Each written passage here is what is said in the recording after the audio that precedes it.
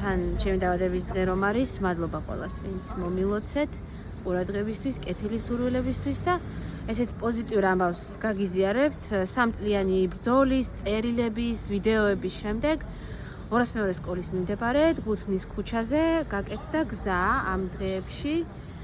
დაიგო ასფალტი.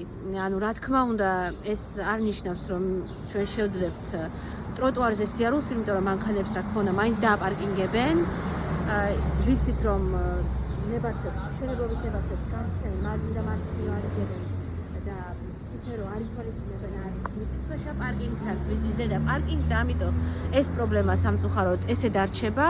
სისტემურია და სხვანაირი აღმოფხვრა ჭირდება, არ ჭირდება თბილის სამდენი კორპუსებით გაძეძგვა ცენტრში, მაგრამ მოკლედ ჯერჯერობით ეს გზა გვაქვს. იმედია GVP მოაგვარა იქ მიწისქვეშა კანალიზაციის თუ წყალგაყვანილობის თუ ყველა ეს თემა, ისე სხვათა შორის რო ვიცოდეთ, სანიაღვრე წყალს, მაგალითად წვიმის წყალს ხო, ნორმალურ ქვეყნებში მორწყვისთვის და სხვადასხვა მეორადი დანიშნულებით იყენებენ. მას ესე არ აქცევენ და არ ჩამოწერენ. აი გაჩვენებთ ახლა გზა როგორი არის, დაგებული არის ასფალტი.